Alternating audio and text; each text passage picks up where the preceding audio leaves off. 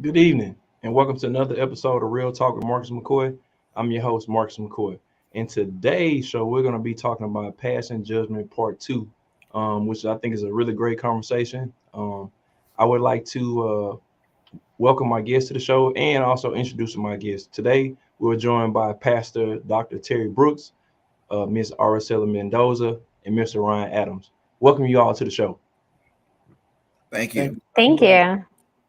Tell the folks at home listening a little bit about yourselves. Ladies first. Thank you, Pastor Brooks. My name is Araceli Mendoza, and I'm an analyst, and I am also a breast cancer fighter. Terry Brooks, Senior Pastor, Bayview Church, San Diego, California. Ryan Adams, I'm a Senior Benefits Advisor with the Defense Health Agency. Okay. Again, welcome. Let's jump right into the topic. First, I want to say before we jump into it, people naturally judge people naturally anyway, right? The problem is not necessarily judgment, is what does the person do once they make that judgment. There is also a such thing as a righteous judgment. But with that being said, why do you think people just simply can't mind their own business? Not interesting enough. I think that's a really good question. I think a lot of it, especially in my situation, I've asked that a lot. I just think that sometimes people are curious of what's going on, so they just kind of create their own story in their head. I think each and every one of us is born with a desire to know more about other people. And so we just have this curiosity that we just can't satisfy at times, in my opinion. Right, very, very interesting perspective. So me personally, I think it's a multifaceted type question. One side of me says, like Ryan said, people are kind of dissatisfied. There's also jealousy, envy. I'm gonna tell you something in particular about I made up a phrase. It seems like more people mind my business than I mind myself, and it's my business, which is crazy, right? So I had a scenario recently where, and it's again, back on the passing judgment and kind of back on the tip of people not minding their own business. Literally, somebody said something negative about me, gossip about me, right? And then the same day, not knowing I knew what they said, they asked me to come to their birthday party and their birthday dinner. And I guarantee this person is still wondering why I did not show up at their birthday dinner.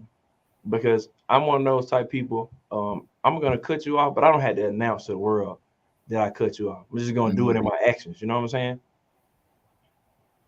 So here's another one. What's more important, being accepted, right? Or living your own truth / being comfortable in your own skin? It depends on, I would just say, it depends on your purpose for doing what you do. Some people do what they do for accolades. Some people do what they do to gain value from other people, to be legitimized by other people, to get other people's stamp of approval. And some people just, exist in who they are because they know that's who they were created to be. And I know a lot of people who do stuff just to be. I'm in the church, so people will do things just to be recognized, not necessarily because it's the right thing to do, not necessarily because that's something they want to do, but because they know they're going to be recognized for doing it. My name will be called. I'll be in the spotlight. I have a chance to speak on my behalf. They do stuff, so you have to know people's motive. I believe, my opinion.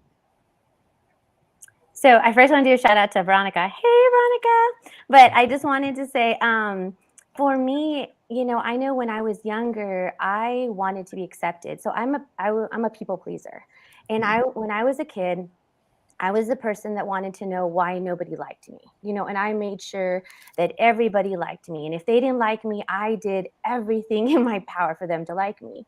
But I feel that as I got older and I know it's crazy, it always goes back to my diagnosis of being breast cancer, but having breast cancer and really coming into understanding of who I am, I now just accept me. And if people don't like me for me, then I'm just going to be okay with that. Because when I was younger, people used to call me man arms, gorilla arms. They used to call me fat. They used to call me, you know, I was a cute girl, but never the sexy girl, you know. So I think for the longest time, I just really was trying to please so many people, and I forgot who I was. And after I had breast cancer, I remember who I am now, and I'm okay with me. I feel like this is who I am, and you either accept me for me or you don't. You know, I can't recall a time when I really cared about what people think. My God. Yay or nay. If you're not signing a check payable to me, I really don't care. I'm going to be me, whether you like me or not. That's not going to stop me from being me. I'm going to live my own truth. This is who I am. And there's a long list of people that I have kicked to the curb, whether they realize it or not. I just stopped talking to them. So me, myself, and I, this is who I am. Take me or leave me. If you leave me, I'm going to keep doing what I do. I'm going to keep being me.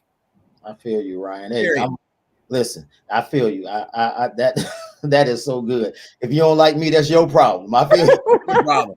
That's right. Problems to yourself. Exactly. Man, I wish I was like you guys. There may be somebody watching this right now that I haven't spoken to in eons. Now you know why. Talk to him, Ryan. Hey, talk to him, baby. I just want to pick it more. I agree with everybody said, especially what Ryan said. But let me say this to the people that was being the Araceli when she was growing up. If I see you in these streets, you'll be on site. You ain't had no business doing that. Hey, right. I just want you to know I got right. When I find out, it's gonna be me and you. You got my back. You got my six. I got all the way. I heard somebody tell me a long time ago. He said, Ryan, every now and then you got to prune your tree. Oh man, there's branches on that tree that are dead and they're not doing you any good. You need to prune those branches and burn them up so new branches can grow. That's awesome. I wish I had that as a kid, because I'm telling you, I was like all about pleasing everybody. My tree, I keep my tree pruned. So constantly. I'm gonna piggyback on what Ryan just said, because the pruning process, it ain't always about cutting dead branches. Sometimes it's about cutting off good branches so great branches can grow. Wow. Talk to him. Wow. Talk to him. Ryan don't want it. He don't want it today. He with it today. All right. He came ready. It's a Monday, and I've been wanting to be on this broadcast for a while. Marcus and I have been having conversations. This is just the tip of the tip. Yeah. I'm just getting warmed up. Hey, look, hey, I'm here for it. So for me, I'm gonna say I'm always gonna go on the side of living your own truth, being yourself, right? That's right. That's just me. Take me or leave me. You like me, you don't. All right, it's cool, right? And most of the people that don't like me or have negative things to say, they don't really influence like anything I have going on. So it's kind of like it's a moot point. Now, I do feel like in some respects though, right, being accepted, it depends on what we're talking about. Like Pastor Brooks said, like let's say it's something like, I don't know, it's a job interview, right? You can't necessarily be the same way you are at home when you go to a job interview, right? You know what I'm saying? Look, I'm gonna give you another one. Same scenario, right? We talk about passing judgment, right? We have those who have college degrees and those who don't, right? You can't tell me that unconsciously or subconsciously that we don't look at people different based on education, race, where they come from, like all that type of stuff, right? So society tells us that, hey, look, well, if you have a degree, you are right here, right? Mhm. And everybody else who doesn't have a degree is not at that same plateau or platform or level. Like, how do you guys feel about that? Well, I think it depends on if they got money or not. Because I doubt that anybody looking down at LeBron. No, no. Right. Just saying, and all he got is high school. You know, I doubt that anybody's saying anything about it. But I understand what you're saying, Marcus, and I agree. And I think not only is it education, but it's also financial status, Mhm. social status, depending on where you are. People make and pass judgments based on where you are in whatever lane you're in. Right. Right.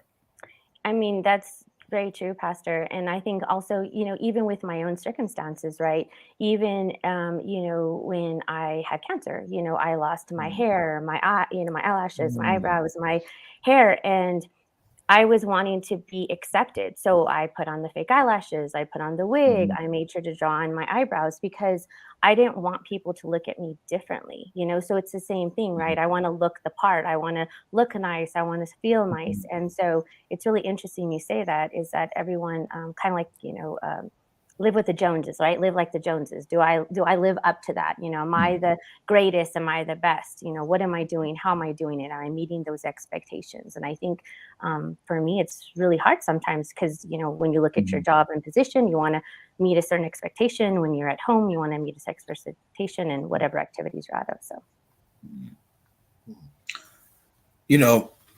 I was introduced to a term not too long ago called code switching, where you have to be someone in this setting, and then you have to be someone else in another setting. Like when I'm on the job, I'm totally different. Right. This is not who I am on the job. When I'm in mixed company, I'm totally different.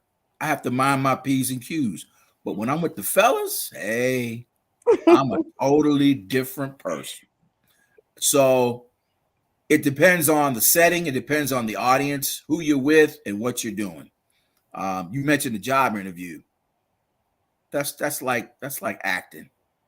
You go into a job interview, you don't mean half of what you're saying. Well, where would you like to be in 5 years? Where do you see yourself? What are your strengths and weaknesses? So you got on the obligatory white shirt with the obligatory power necktie, the obligatory wingtip shoes. That's all an act. I would love to go into an interview and say, I'm the best qualified for this job. You will hire me. So when do I start? When does onboarding begin? If everybody was completely honest in a job interview, they wouldn't get the job. So we consciously and unconsciously, depending on the audience, depending on what we hope to gain, whether it's a job or we're trying to gain a new client or we're trying to join a particular organization. So we code switch and we put on a different mask. Shakespeare said it, all the world's a stage and we're just players. We move in and out of roles consciously or unconsciously, depending on that environment. I think even as a parent, you do that too, right? Oh yeah. Like, I remember as a child, right? My parents would say, do as I say, not as I do. You'd be like, what? Mm-hmm. And then, like for me, I remember I was like, okay, I'm not going to do that, right? I'm not going to do that. I'm just not going to do it. So I didn't get a tattoo. So I told my children, okay, boys, you can't get tattoos because mom doesn't have tattoos. The moment my son turned 18, he was like, I don't care what you did, mom. I'm getting a tattoo. I was like, well, that didn't work. Oh, wow. My way to 18. Look, I got a tattoo at 16. And look, my mama went crazy. Look, I know I'm off topic, right? Completely different subject, right? But I gotta say it, right? Because I know my mama somewhere watching, right? Hey, look, I'm too old to get spankings and whoopers, right? Before I say what I'm finna say. But let me tell you what happened. No, he's not, Mom. No, he's not. Look, him down. Yeah, no. Yeah. At this age, that is assault. You can go to jail for that, right? Oh my God. So no, I want this. I don't know why, man. I just really wanted this tattoo, right? And so at 16, you got to get your parents to sign, permission thing, right? So I wasn't old enough to do it, right? And my mom was not on board. So I literally went down the street. I knew this guy. I still remember this guy named Big Dave, right? He was doing tattoos with needle, thread, and Indian ink. Well, he just so that's how I got my first tattoo. Man, my mama went crazy. And I can remember, so I played high school basketball, right? And I can remember being one of the only teenagers on my AAU team that had tattoos. And when I say everybody looked at me crazy, like when I came in there back on the passing judgment, I just felt so out of place. Like, oh man, like these, like I almost, then once they seen I could hoop, I was good. But before we got to that part, because I had never played with them before, it's always kind of, looking at me crazy. And I was just like, man, it felt weird, right? From my standpoint. But I also want to say this too, for the people that are watching. Araceli mentioned something. I don't know if everybody caught it, but I want to make sure I say it myself. Hold on. My mom says I'm enjoying the show very much. Everyone are giving great good answers. Thank you, Mama. I love you. We love you, Miss Starks. You try to get out there with whatever. That is my biggest. That's one of my look. That is my partner in crime, man. I love my mama to death. Good, bad, right, wrong, and different. My mama's gonna rock with me until the wheels fall off. Look, mama, from the womb to the tomb, baby. I love you. But as far as I want to say about Araceli, she mentioned it before, but she's currently dealing with she has cancer, right? And I always applaud her for her strength.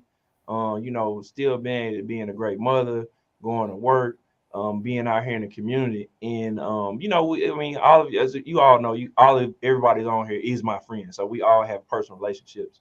And one of the things I want to touch on is, even though Araceli has cancer, there are people out here that still, mistreat her. And me personally, who's ever watching, if you're listening to me and you're watching me saying, shame on you. I mean, when a person, we already have enough struggles as it is in life, right? But this woman is battling cancer and still is doing it gracefully. Like, can you speak to that, Araceli, just like kind of stuff you go through? Because I think people need to hear it, because I feel like at the end of the day, if you can't be there for somebody in this type of time of need, then who really are you as a person? Yeah, that's a really hard struggle, because when I first got diagnosed, I didn't realize I was going to have breast cancer, and so at a certain age, you kind of don't know what's going on, and you really are trying to figure things out as you go along. And what I realized is that, you really have to learn how to humble yourself, and kind of like, yesterday during mass, the pastor was talking about Isaiah 40, and is talking about how sometimes we want to drive our own will and we want to be so strong that sometimes he has to make us weak to show us what our strength really is. And I feel like in this situation, when being weak, right, telling my story, because I didn't want to tell anybody. I didn't want anybody to know that I had breast cancer. I wanted it to be a secret, because I didn't want to be judged, right? I didn't want to be the sick one, or I didn't want to be the one that always needed help, or I didn't want to be the one that, people would, oh, you don't look sick enough, or, oh, you're this or you're that. And so for me, I hid it. But then when I talked to somebody, they said, no, tell your story and tell it loudly so then other people can hear. So ultimately for me, my struggle has always been is the fact that I'm the type of person that never liked help. I didn't want help. I didn't need help. But I had to humble myself, and I had to really say, how can I need help? What do people can do for me? So people have donated money to me. People have, I've had to sell my house. I've had to do all these things that I normally would have never done. And, it's really difficult when you have people telling you like, oh, well, you don't really look sick enough to be what you are, or, wow, you don't really, seem like you're this or that. And I think that it's really hard for me to say why do you need to blow out my light, because when you're in the mud, you get really depressed, and all you want to do is just cover your little fire and allow it to burn, because that's all you have is that little fire, that fire of being able to do it. And that's what counts. When you have any type of cancer, it's very much of, you have to be able to breathe and be able to survive and have a happy spirit. I remember someone telling me, why am I so happy? Why are you so happy? Why are you so happy? And I'm like, dude, that's what you have to be. I'm thanking God that I'm alive. I'm thanking God that I woke up today and I can breathe. That's something that people take for granted, but one day you're not going to be able to wake up. So for me, I'm happy to be able to breathe and to live in this world and to be able to see my children grow. So for me, it's That's always been the fight. So that's why I always call myself a breast cancer fighter, not a survivor, because you're just constantly fighting. I definitely want to thank you for sharing that, man. Like, as you can see through the comments, I mean, you got a lot of people that love you, that care about you, that know the caliber of person you are. Um, you my girl. Hey, we rocking till the wheels fall off too. But yeah, I want to thank you for sharing it because, a lot of people, I think they come on here and they watch the show and they don't really understand like the purpose behind every show is that we have meaningful conversations that hopefully, they impact somebody in a positive way or maybe give you a different perspective. Like that's how this whole platform got established and started in the first place because there are so many of these conversations that we have in private or we're struggling in private that nobody else gets to hear. And a lot of the people are, fighting and dealing with the same type of struggle, the same type of battle. So I have a saying, I'm sure a lot of people say it too. So it's not my saying. Let me not say I have a saying, but it's always our own people tearing us down, right? And what I mean by that is people who look like us, people who are in our circle, the people that are closest to us, that tear us down. Like, what are you guys' thoughts on that statement?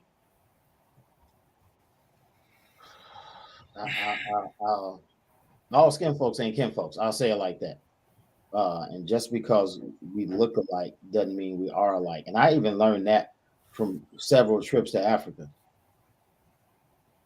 They don't all tribes, all countries, they don't even have that mentality. Some of them don't get along. A lot of the stuff that goes on in Africa are between folks that look just like them. So I don't give people the benefit of the doubt I don't set expectations or put expectations on people just because we share, ethnicity. I just don't do it because that that's not the glue that holds the bond together. But can I say something to my sister here real quick? Yes, of course. Because I know I don't want to interrupt the flow. So Marcus, that's cool. But just Go ahead. If I don't let you say what you're gonna say, I'm probably not gonna be blessed because you are a pastor. I'm on here, and I don't want her putting back in there saying I'm out of turn and like that. I don't subscribe to that. I can't get whippings no more. But he said something about that God weakens us. He put us in a weakened state to strengthen us. That's how gold is refined. When they want to refine gold and make it pure, they heat it because when you heat it, it liquefies, which weakens gold.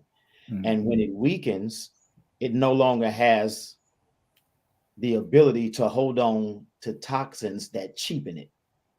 And so the impurities rise to the top and the refiner can scrape it off.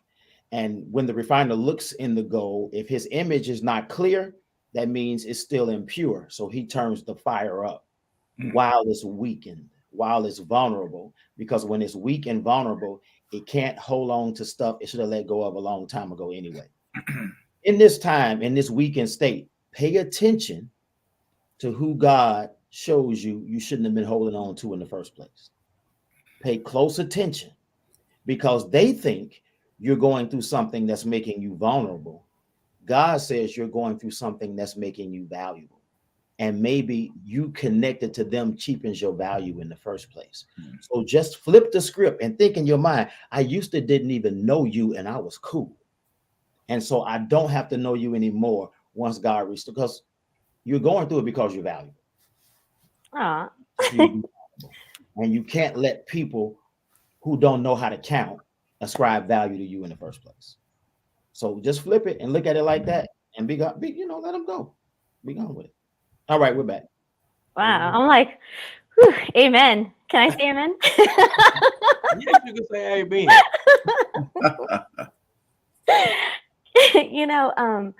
Wow, that's beautiful. No, definitely, I totally agree with you. And I think, especially when going back to your question, Marcus, I think even in this situation, right, we all are, putting ourselves in a weakened spot in the sense that, people can judge us, right? We're opening ourselves up to everyone that's paying attention. I mean, listening and listening to this podcast. So even then it's scary, right? Because we are now opening ourselves up to the possibility of criticism or, you know, people saying like, oh, you know, whatever, but ultimately it's your truth, right? Nobody can judge your truth. And I think, you know, in the reality of is, you know, working in the locations that I worked in my job, I find it very sad in a situation where, you know, you have individuals where you look the same physically, right? Color wise. And they feel the need to bring you down. And the reality is I don't understand that, right? I don't understand that whole philosophy behind it because, you know, when you go back into any type of history, we've all done something wrong, right? We've all, you know, what you would call sin or made mistakes or hurt somebody or didn't hurt somebody, whatever.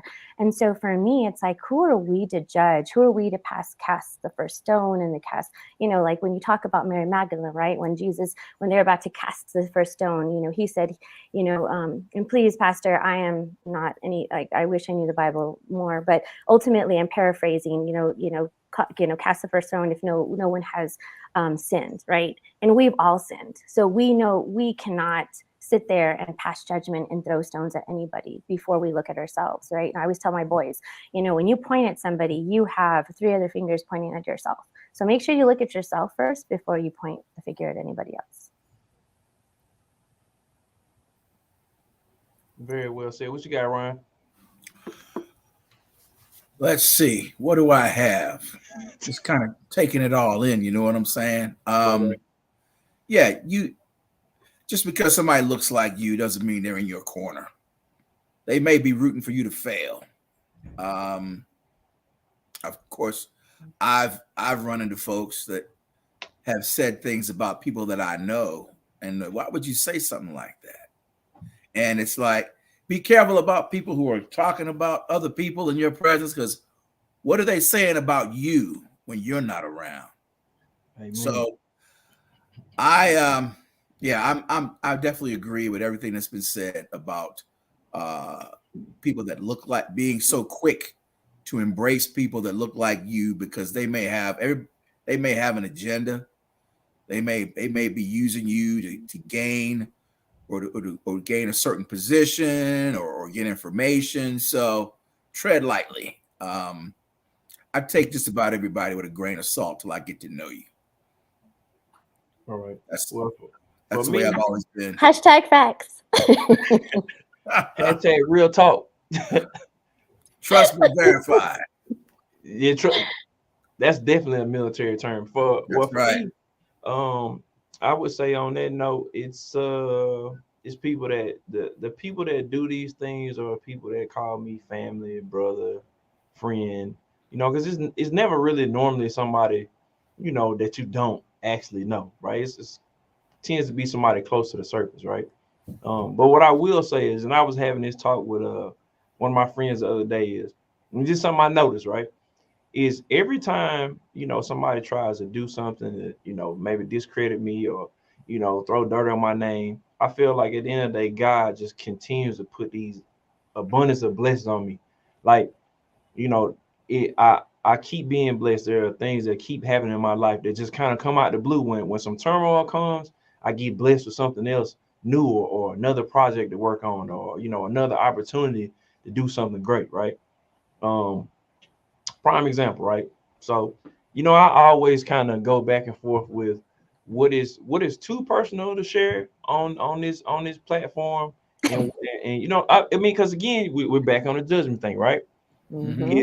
So it's a constant back and forth for me on what I should share, right? But I'm gonna share this because I want people to know this about me personally, right?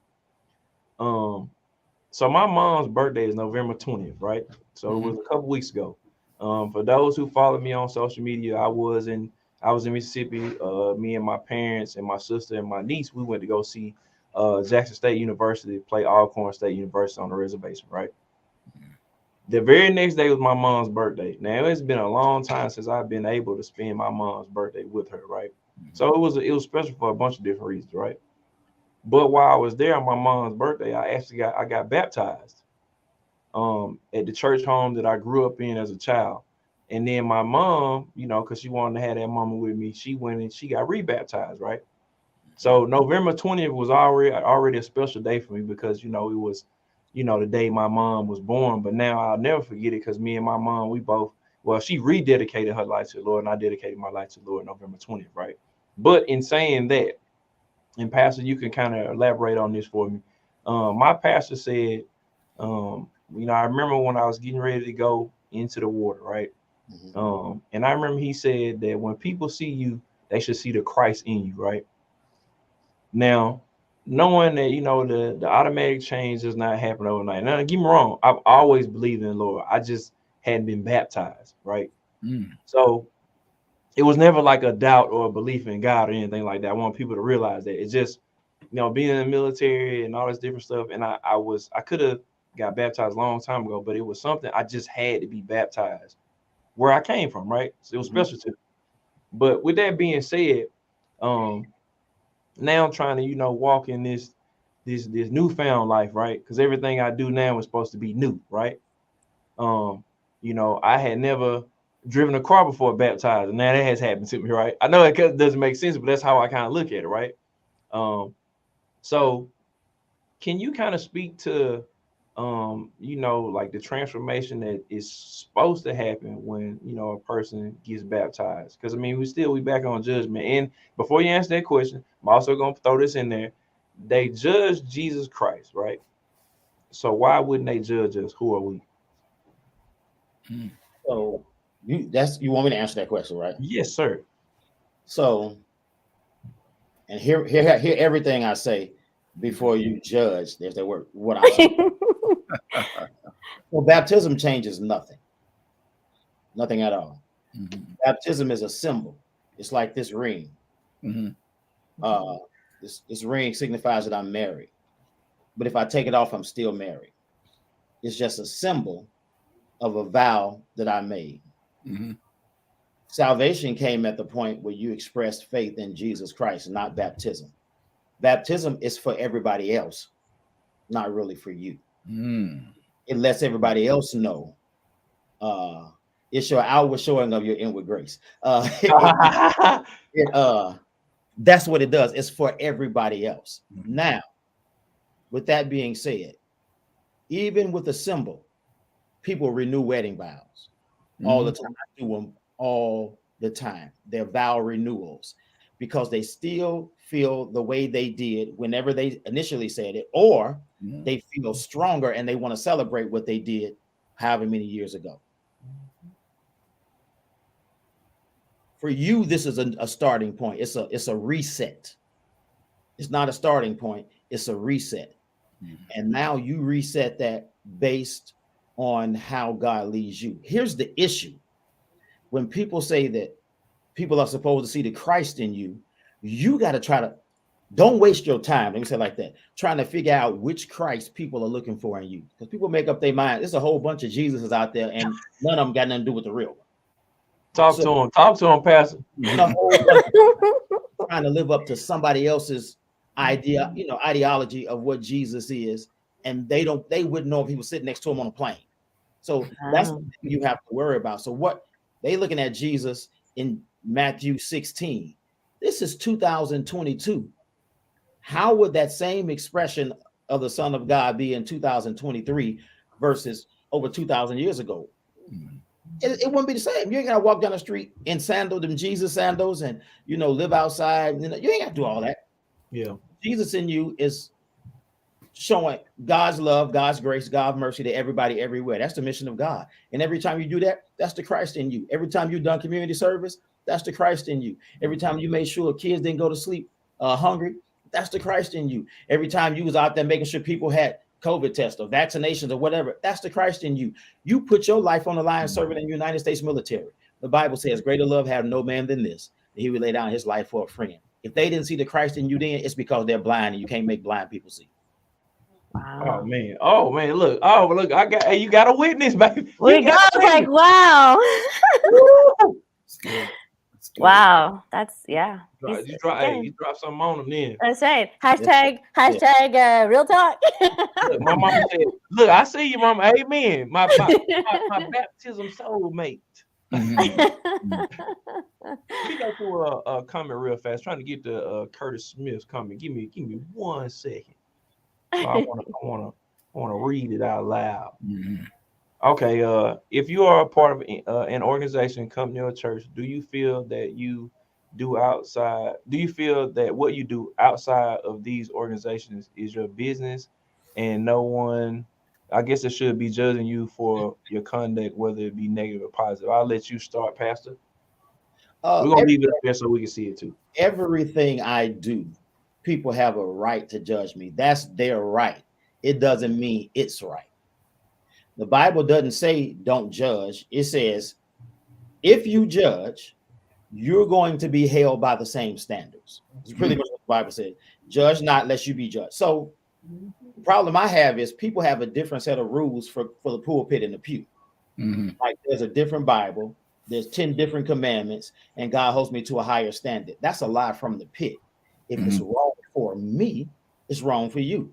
But as far as like doing stuff outside of the organization as a church, we're men of Omega. So if we downtown, you come to visit me, and we downtown and hear Atomic Dog, and we setting out a hop, somebody might see that as being negative. Well, Mhm. because it's not spiritual, don't mean it's negative. And they try to make it, if it ain't me preaching or singing a hymn, it's negative. But ain't nothing. If you know the words to Atomic Dog, then you don't have a problem with me knowing the words to Atomic Dog. You know what I'm saying? If you can Talk, listen to that talk music, to you can. How is it okay for you? Mhm. You know, but then you have to realize this, and I'm gonna throw this out here, and I'm gonna get this for Ryan because I know he gonna run with it. People only criticize from the bottom up anyway. You ain't gonna find nobody on your level criticizing. That's It's right. always somebody beneath you trying to pull you down. Exactly oh, right. crabs in a barrel. Yes, indeed. Yep, yep. Yeah. And my whole thing is, okay, so this is my number one thing, and this is what I tell people. I would rather you tell me about me to me, right? If you have an issue with me, tell me, right? Hey, Araceli, I have an issue with you because this.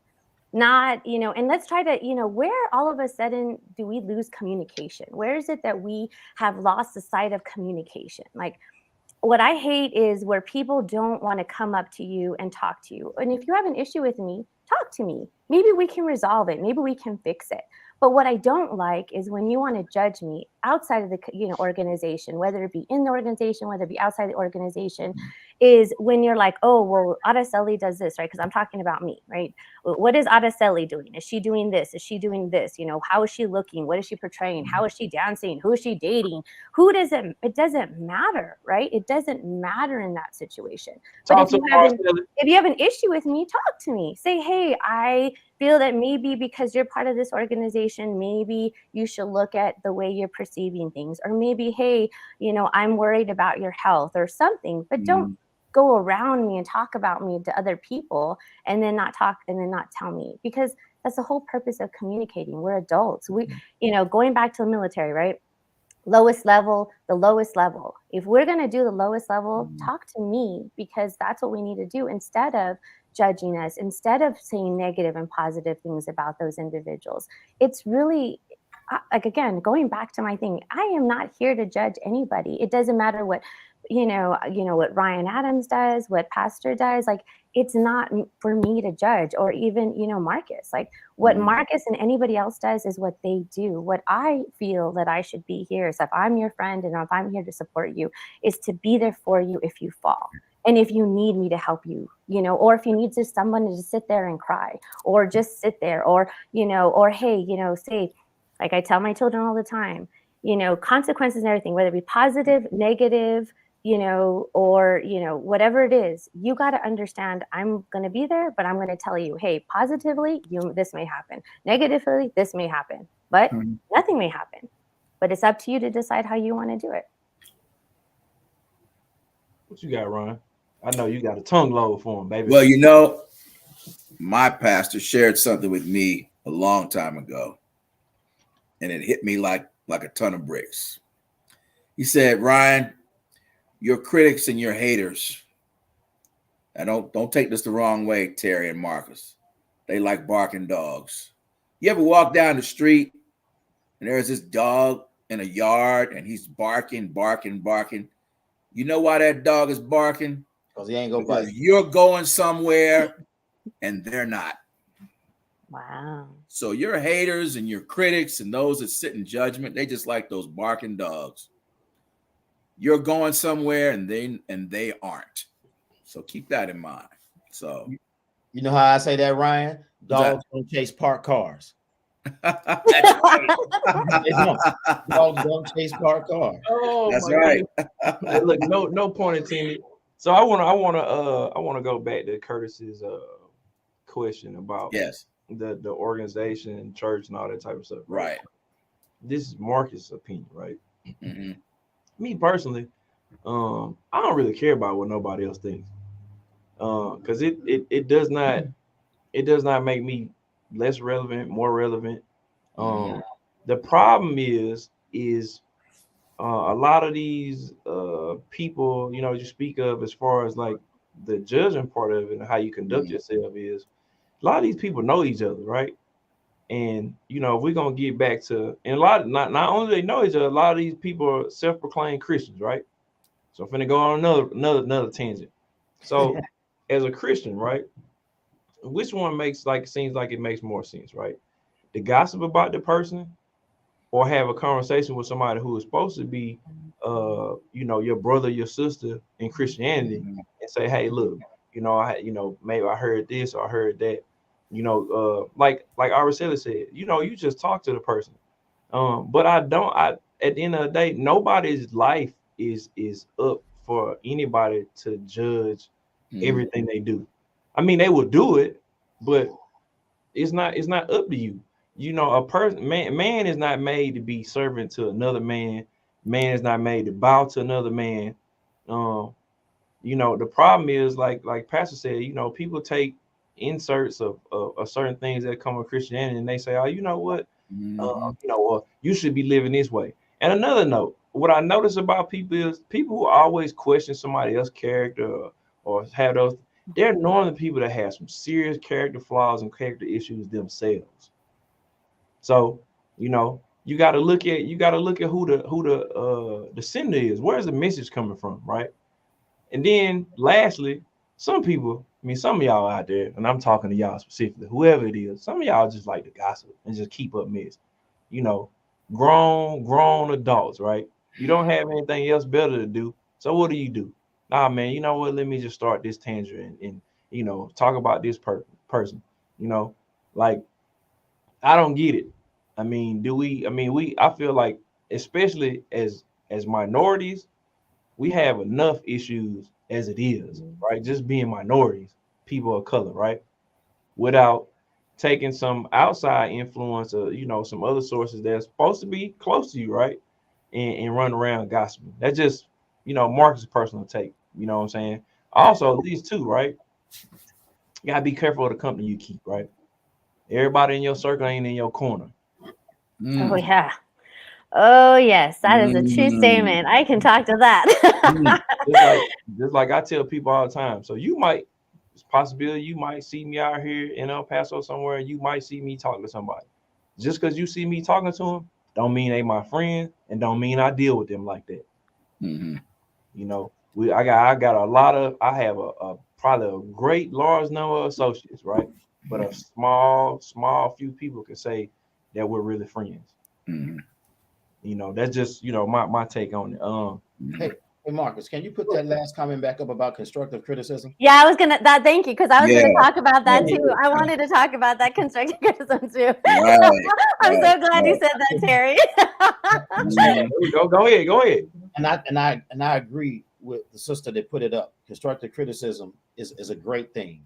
Mhm. Two key words: constructive Constructive. Thank you. and Yes. judgment. So Judgment. so judgment only happens when there are penalties that need to be levied. Mhm. Mhm. Constructive criticism does not point out what was wrong Thank as you. much as it tells you how to, you know, course Yes. correct. Yes. Mhm. A Amen. lot of people wrap a judgment up in the wrapping paper of constructive criticism Yep. so they can tear you down respectfully. Thank you, Mhm. Terry. Yes. Thank you. Yes, you. Yes.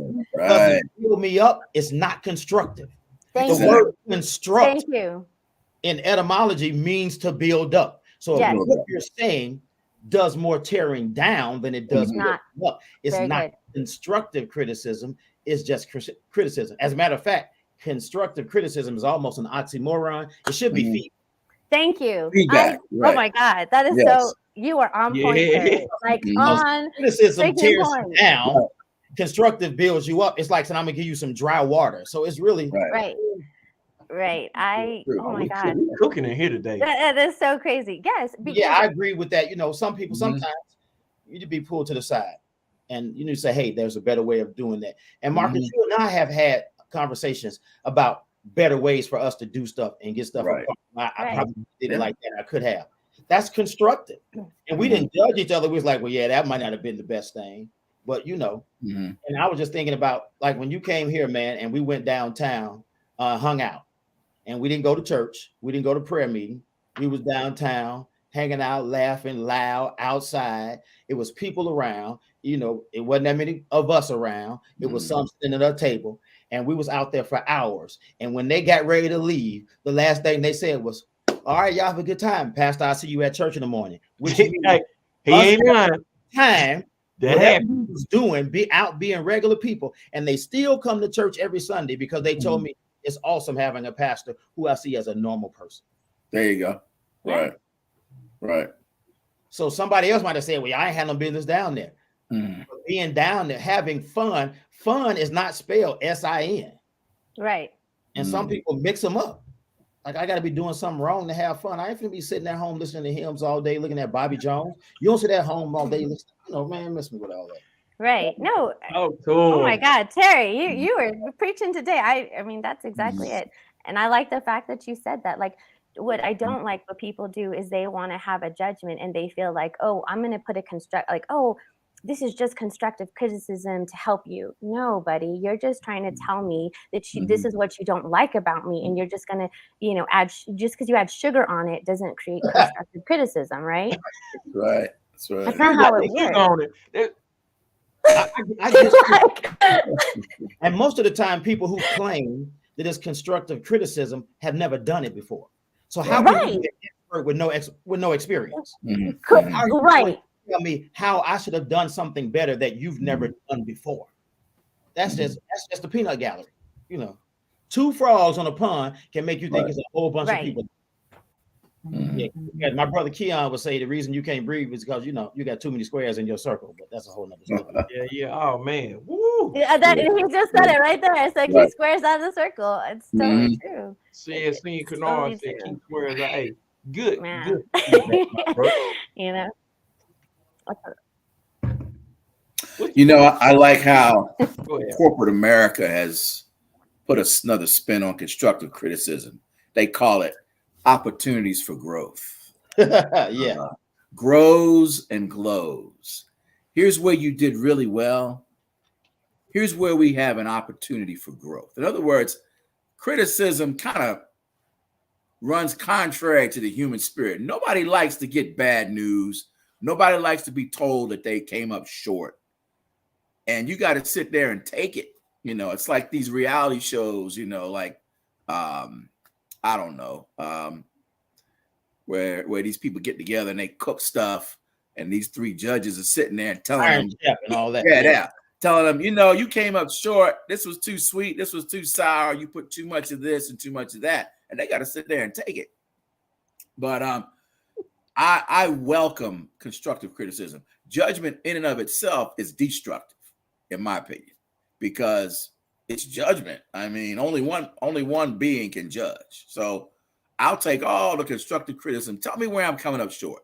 In the organization that I'm in, I told them, I said, especially to the senior people in this organization, I lean on you to keep me straight. If I stray, if I'm going off course, I want you to grab me by the short and curlies by my collar and say, hey, Ryan, you need to get back on track. So in other words, I don't mind being held accountable. Accountability versus judgment. Yeah. Oh man, look, Ryan, man, hey man. Right. But I think when you Go ahead, Arcel. Sorry, go Right. ahead. But I think, Right. goes back though to Terry. No, sorry. No. What I was saying, going back to what Terry said, is that I think it's important though when we do, like you said, Ryan, keep people accountable, right? I'm all about Mhm. accountability, but I think that Mhm. it's, how people do it, right? Right. I would rather you pull me aside and say, Mhm. hey, this is Mhm. what needs, hey, this is what I've seen. I think, Mhm. maybe you should do this. But versus, putting it out to the world or telling Mhm. everybody else besides you, Mhm. or, there's Right. a way to do it. And I just feel like out of, for us, we none of us are perfect. And I just feel like it's just out of common courtesy for me to say, hey, let's pull aside and let's just have a conversation. It just Yes. goes back to conversation. That's really what it goes back to. But Exactly. the sad part is people would rather say it about you than say it to you, Facts. They and, don't and have the that's how courage. that's They don't have the courage to step to you and say, yeah, that's why we have a lot of this stuff, these things going on, because instead of, like, how easy it is to call somebody or say, hey, can I meet you? Let me talk to you, whatever. But they Mhm. don't do that. They go run to somebody that probably had nothing to do with you whatsoever, right? True. And True. then we get all this craziness going on. So I got a specific question for my brother, Pastor Dr. Terry Brooks, study. Pastor Doctor. Pastor Doctor. I gotta put it in there. So I feel all right. So obviously we all deal with negative things. People have wronged. We may have feel people have wronged us in the past or currently, judgment, all that type of stuff, right? As a Christian, right? How should we deal with those type of situations? When people that wronged you. Yeah, So people. this is gonna be true, but it ain't gonna be popular. Let Mhm. me say that. Forgiveness is a must. You forgive people. Mhm. But here's what forgiveness is not. Forgiveness is not an automatic invitation for you back in my life. Forgiveness and fellowship are two different things. Ooh, I like Once that. you've shown me you're not for me by your actions, Mhm. I forgive you, which means I'm not holding you hostage by that no more. I'm gonna settle the account. We're good. I'm gonna take the loss, but I don't have to reinstate that fellowship with you. We gonna be good. You just be good from over there. Right. Yeah, I don't have nothing against you, but I ain't got nothing for you either. A lot of people think, well, you gotta forgive me. I did. Well, then you gotta go back to like it was. That's Mhm. not, Mhm. that's not forgiveness. Don't mean be a fool. Forgiveness just means I'm taking it as a loss. I'm not going to let this hold me hostage, because when I'm holding a grudge, we don't hold grudges. Grudges hold us. So as long as I'm holding a grudge against you, I can't grow. But I'm gonna release it so I can grow. I'm gonna release you because you bankrupt and you can't pay me back for hurting me. You can't never pay nobody back for hurting them. I'm gonna release you, but I don't have to give you the opportunity to do it again. And that doesn't mean I hate you or don't like you. That just means that you're not that person that needs to be in that space. Boundaries are not ungodly. You can have boundaries. Mhm. So let me ask this real fast. Veronica wrote, how do you initiate a conversation with the person, or yeah. Mm. Yeah, so I was going to answer that after Terry finished. So I'm done. you done? Okay, because I was actually going to wrap the two together, right? Mhm. So I'm going to give you an example, Veronica. There was somebody where that hurt me, right? And so they didn't want to talk to me. And what I did is they were talking about me. They were angry at me because I hurt them. And what I did is when I went up to them and I said, look, I know that I offended you and I'm sorry for that. I know that I can't change that. However, I do want us to be able to have a professional relationship. And so I just said it.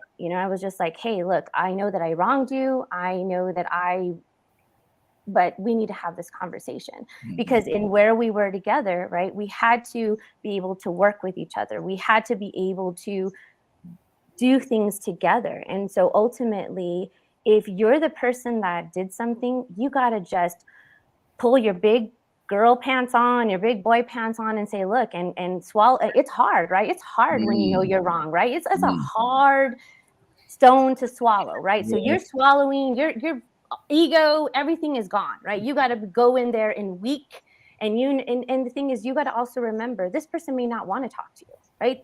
They have every right to say, you know what, I don't want to talk to you ever again, which is okay. But at least I initiated that. At least I said, hey, look, I was wrong, but I know that you and I have to work together. And so how can we make this a working relationship? I know it's never going to be the same. I know that we're not going to get to that point, but all I want to be able to do is work with you in a professional and respectful level, period. And that's kind of the conversation. That's how I do it. I don't know how everybody else does it, but that's how Araceli does it. What you got, Ryan? I know you got that face like you got something to say. Go ahead. Let it out, brother. Again, my pastor, he said, Ryan, you're obligated to do two things: love them and pray for them. You don't invite them to dinner. You're not coming to my house to watch the game. Whatever your kids are doing, I hope they're doing well. And I pray for your kids, your health, your strength, may you be prosperous in everything you do. But we're done. That's it. I'm going to feed you from a 10-foot spoon. That's it. It's over. With me, I see, look, Ryan, me and you, we on the same page. Look, my cutoff game is immaculate. It's like being a spouse or a partner in a domestically violent relationship. How much abuse are you going to take? I mean, you got to say enough is enough. They come back and they apologize and they back doing the same thing. You got to say, you know what? This ain't working. Yeah, I'm always going to love you. I'm going to pray for you. I wish you well. Look, Maya Angelou said it. Hey, when people show you who they are, believe them. This recent political firestorm that happened on 11/9 of 2000 and what was it? 2016? Is that when things went? When our world just got turned upside down, and I learned things about people that I worked with, brothers in arms, that we went to war together, putting ourselves in harm's way together. And when I learned the things they said and the things they did, and they showed me another side of them, I cut them off. We're done. Sometimes it be like they've that. invited me places. I said, no, man, I'm never going to be in the same place with you ever again. Like I said, I love you. I'll pray for you. But that's it. Yeah, but that's what I like about Ryan. I'm going to look for people like the people that are in this room. You know what I'm saying? I have no time for those people, and they will never hear from me again. Ryan, you make that sound so. I think Ryan make that sound so permanent. Like this. I mean, it's over, man. He does. It's like an Undertaker song. Right. Hey, he sound like Paul Bearer used to come out with the urn. Paul Bearer. Right. Yeah. Especially with like the religious right and guys that I used to stand shoulder to shoulder with, doing a lot of work and doing stuff. It was just a big letdown. And it was hurtful. It was. But I didn't even, if they saw me now, they wouldn't know that our relationship dynamic has changed in that moment. It would never go beyond that moment again. Right. I see them somewhere. Hey, how you doing? If I knew your family, I'm gonna ask about your family, and I'm gonna keep it pushing. But yeah, man, it's a lot to deal with sometimes. Yeah. And in some conversations, a lot of people might not agree with this, but some conversations are not even worth having. Oh, I agree. I'm not about to try to talk you out of being who you want to be. Right. If who you want to be and who I am don't mesh, I'm just going to move differently. I'm going to move around, but I'm not going to try to talk you out of being who you are. If you want to be that guy, be that guy. Again, just be that guy from over there. Yeah, over there. Hey, look, away from me. Away from me. That's right. Put 2 continents between me and you. Done, man. So what did you want to say, Araceli? You want to give some input? No, what I said, I was I like what Ryan was saying about the fact that he at least tells them that he's done with them. What I don't like, and I don't know, you guys may not agree with me, but what I don't appreciate is if you are mad at me and then you ghost me and cut me off. Yeah. I just don't agree with that. You know what I mean? Like there's got to be having some type of conversation like, hey, you know, I don't know, something where I like, okay, so you ghosted me. Why? Or you like, I don't know. Like, I just like, there at least has to be some type of maturity level to say, this is the reason why you and I are no longer talking. And then you say, okay. Okay. Let me pose the question to you.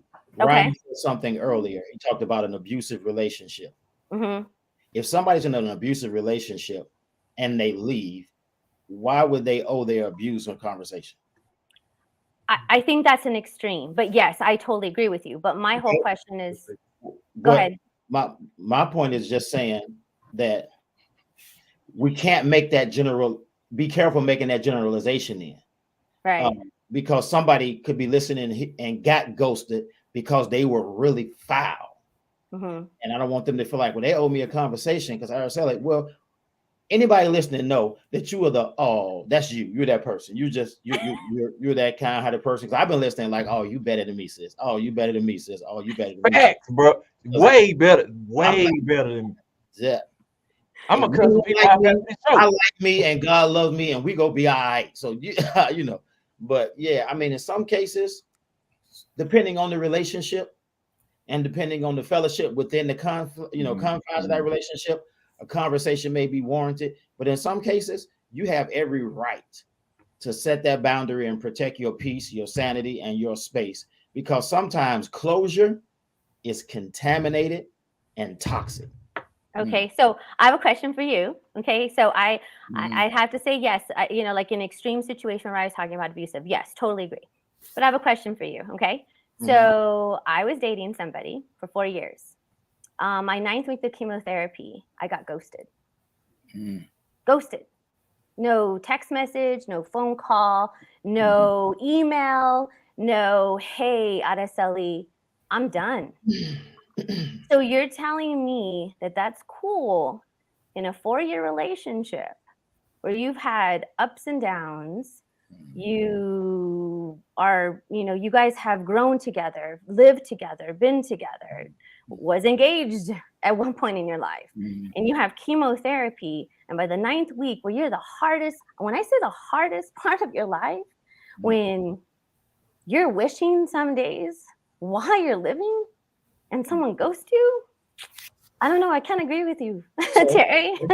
I can't agree with you. Hear what I'm saying and hear my heart. Number one, it's not cool. It's foul. But what can somebody that will do that to you say in the conversation that's going to change the hurt you felt from him ghosting you? What could he say?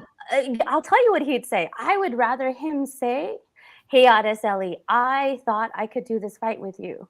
I really did. Like, I really thought that I could fight in your corner, but I can't.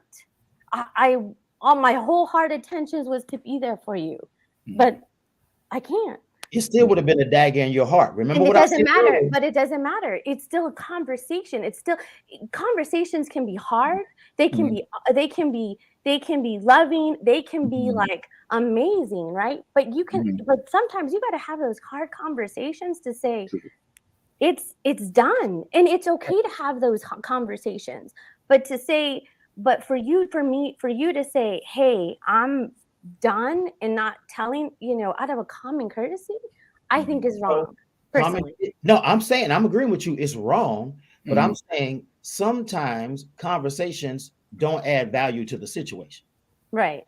Sometimes it doesn't make anything better. Remember what I said about the whole process you were going through is about weakening you, so you don't have the strength to hold on the stuff you shouldn't have been holding on to in the first place. Sometimes even the people you want to be valuable just made you vulnerable. So here's the thing: when you're vulnerable, when gold is vulnerable, it's got to be molded in somebody's hands. It's only two kind of hands you're going to be in: the hands that make you vulnerable, or the hands that victimize you. And sometimes you just have to understand that rejection could have been God's protection. I'm not saying what he did was right. I'm not saying what he did was manly. I'm not saying what he did was responsible, but I'm also saying to you sometimes God lets people cut us because we didn't cut them off when we had the opportunity. Yeah, I want to piggyback on that too. And I'm not saying you were wrong for anything. I'm just saying to Mhm. you, you're here, you're standing, so you didn't even need it. You might have wanted it, but you didn't need it. You ain't missing nothing because of that. So don't. I'm not criticizing you. I'm not Mhm. saying you're wrong for feeling like that. I'm just saying clearly you didn't need it because you standing 10 toes down where most people would have already crumbled. Yeah. Yeah, yeah. So I you want. didn't I want. you I didn't want. lose nothing. He lost you. Absolutely. I definitely want It's to good. piggyback on that It's good. too.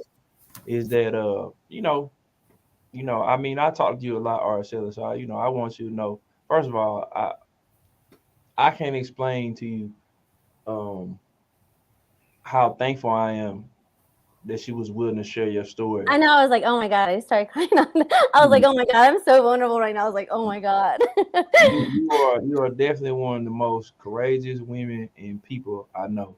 But I also don't ever want you to feel like you don't have people out here that love you because we do. You know what I'm saying? Bump everybody else. We care about you, and like like Pastor was saying, sometimes we don't. I feel like sometimes we get obsessed with like holding on to things that hinder us and hold us back, right? But we don't. Well, when you love and you care about something, you don't see it that way, right? It's almost like you got the blinders on. Um, but in the same token, like Pastor was saying, like sometimes closure can be very messy, for lack of better terms, right? Yeah. And the other thing is too, most people when they do wrong by you and, Mhm. and they disappear, you can't make that man understand, grasp, or even feel sorry for not being there for you in your time of need, right? I mean, consciously he probably does know it, right? But there is a blessing in the fact that that happened because for all you could have still been there, and the situation could be worse. You're already dealing with like enough stress. That guy could be added baggage instead of being added value. I mean, look at the stuff you've been able to do since then. I mean, I see you run around everywhere, you know, Mhm. and I don't, you know what I'm saying, and obviously I'm not going through what you're going through from the standpoint of having cancer, but man, look, if you didn't tell me, I wouldn't know it. Right. Yeah. Mhm. I mean, look at the thing you do for your son, and the things you do in the community. Like I get to witness this firsthand, and everybody else in the city gets to see it too. You know what I'm saying? So hey, that guy, that was his loss. You're on the bigger and better things. I know I definitely pray, you continue to be blessed. I mean, you definitely been a blessing to me because the first time you told me about your story, people don't realize this about me too. Like if you tell me something, like I'm kind of sensitive, right, with some stuff, right? The Mhm. first time you told me about having cancer, I felt it on my heart. Mhm. Not on no fake stuff, like 100% real, genuine. You know what I'm saying? And a lot of the conversations we have, I realize like the struggles that you face on a day-to-day basis, right? But I feel like as your friend, my job is to be there, not to criticize, not to say, hey, do it this way, or you should have left, or told you what you should have did. I'm supposed to be here as your friend. And as long as I got breath in me, I'm gonna be here. I always be here to listen, shoulder the crown if you need it. If I had known you was crying, I would have had the tissue ready. I didn't know it was coming, but I just want you to know at the end of the day, you're not by yourself. I mean, I'm sure these gentlemen on here would probably would definitely say the same thing. I mean, you just met Terry, but you already see what caliber he is, and Ryan, you know.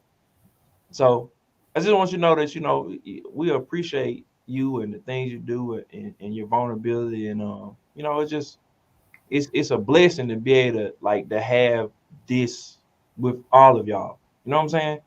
Every time I get ready to do this, I think to myself like, man, I could not have had the opportunity to do it. Like I'm excited about the fact that I have that God gave me the ability to have this platform where we can have these Mhm. conversations. Whether you're in Chicago, you're in San Diego, like my man, Pastor Doctor Terry Brooks. um, it's a blessing. Like for real, like I thoroughly enjoy. Somebody's gonna look. mark my words, and I believe this in my heart. Somebody's gonna look at this and they gonna see the vulnerability that you showed and the message that was received here today. And I promise, I know in my heart, somebody's gonna gain something very valuable from it. I know it. I agree. Mm-hmm. I'm glad she's on here because if not, it'd just been a screen full of thugs. Because Hey, straight full of hoodlums, right? I'm glad you're on here. Yeah. Oh my God. And I was like, oh my God, I just said it like out loud. Like I just heard myself and I was like, oh, you sure did, Araceli. You sure just told Sometimes, your truth. sometimes, read yourself. sometimes you got to do that because we don't do that enough. You don't know it.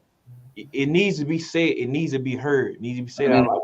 We walk around, and I'm one of these type of people too, right? You know, we try to internalize stuff and we try to just keep it to ourselves, right? But sometimes you just need to let it out. You got to release it. Yeah. Well, I don't know what Terry said, but he just like it was like like he just picked the wrong button. I was like, nope, I don't agree with you. And but you just, I mean, it's a good quality to have. It just, love leaves you vulnerable and so open, and you have a big heart. That's always you gotta been me. understand you can't be upset when you don't get you from people. And that's what it seems like you're looking for. You saying, well, if that was me, this is what I would have done. Clearly, he's not the same caliber of person that you are. Yeah. So you can't get upset at people when they don't pull a you on you. They're not you. But better you saw it now than after you said I do. Then it's a whole different conversation.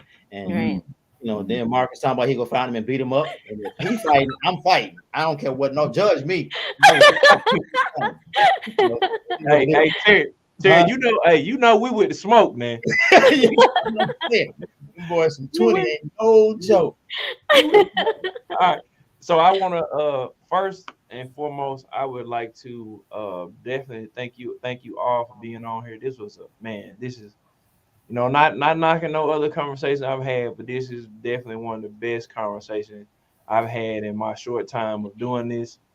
I want to thank the people who spent the time to watch it and give their comments and their feedback. I also want to thank the people who like, subscribe, and share to my channel, all my platforms. It's definitely appreciated. Before we get out of here, what do you want to leave the listeners with before we get out of here? Ladies first. Oh, I knew you were gonna do that, Terry. So I am a little bit about me. I'm a teacher. I was a teacher, and so I always felt like when I taught in school, I always like to lead with a quote for the kids, something powerful. So I was reading a book, of course, with Michelle Obama called "The Light We Carry," and I wanted to quote her in something because I thought it was really important what she said. It says, and being different can be defined in many ways, but it's worth saying on behalf of those who feel it. There's nothing easy about finding your way through a world loaded with obstacles and others can't or don't see.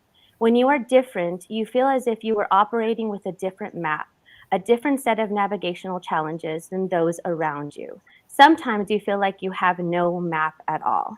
So for me, what I always tell people is that in my situation, I had a map. I was gun-ho. I thought I knew what I wanted to do. I said, God, this was my plan. But realistically, God tore up my map. And now I am going through a map that he is drawing. So I just want to tell everyone about the judgment. Don't judge my map. It's my journey. I'm open arms to welcome you through my journey and welcome you through my map. But please understand that I don't have a map because the map that I'm going through is a journey that God is creating for me. Well said. Hey, tell them if they judge your map to come holler at us. Us three, me, Ryan, and Marcus. We'll course correct them and get them right. Oh yes, we will. But man, thank you so much for having me on. So great to meet Araceli and Ryan. Great to talk to you. Marcus, man, I'm proud of you. I appreciate what you're doing. I love what you're doing. This side of you that I hadn't even seen. I'm impressed, and you're gonna do great things. And I hope your mom whoops you. And if she needs to, Give her my number. We will hold you down. I'll be there. I'll be there. I'll be there. I'll bring the wood. Thanks so much, man. And my parting words is, everybody love God, love yourself, love your family, because when you get to know your own value, you don't have to look for it to be, justified by somebody else. And if you don't need their opinion about your value, you don't need their fingerprints on your favor. So just live the life God created for you, like created you. Marcus, thank you. It's been a pleasure. This has been great, and I look forward to coming back. I hope you'll have me back. I hope I wasn't too candid, but that's who I am. Again, I'm living my truth. Living my truth, man. This is who I am. The best thing I heard, and I'm a big fan of the movies, and I love sports. Y'all remember Jerry Maguire? The very last thing, the guy that's narrating his story, what did he say? He said, I've failed as much as I've succeeded. I don't have all the answers, but I love my life. I love my wife, and I wish you my kind of happiness. And I'm like, he nailed it. So I'm just going to keep being me. But if you being you interferes with me being me, let's get together and talk about it. Don't stab each other in the back. Don't talk about me with this guy and this guy and this guy. I agree. Talk about it. We'll come to some kind of agreement, or we'll agree to disagree, or we may never talk again. My God. Yes, indeed. Yes, indeed. This has been good. Thank you once again. So for me, let me see. How do I want to leave this in closing? Me personally, what I want to say is I am a product of every good, bad, right, wrong, or indifferent decision I've made or had, right? And I'm unapologetic for all of it, because at the end of the day, it's what got me to be where I am right now. Without struggle, there's no progress, right? So I wouldn't change me anything. I'm me. That is the only person I know how to be, and that is the only person I'm ever going to be or intend to be. But I will say, for those, who I don't know, maybe are unfavorable about different people, I would say I just challenge you, um, to be a friend to somebody instead of trying to judge them or figure out what they got going on in their lives to look down upon them. It is it's so easy to criticize. It is much harder to uplift. So I would ask that you do that in your community, the people that you're around, all of that. Just be less judgmental and be more inspirational and helping. Because at the end of the day, I feel like as Christians, that is our job to help one another, right? But with that being said, I want you guys to join me for the next episode of Real Talk with Marcus McCoy. I will not be telling you what we'll be talking about, because who knows, man? It might be something random and it might be something spicy. But either way it go, I invite you guys to join me. I definitely appreciate all the support, the people who like, subscribe, and share the channel, people who give me the reviews, the feedback is great. But until then, El Paso, until next time, it's been real.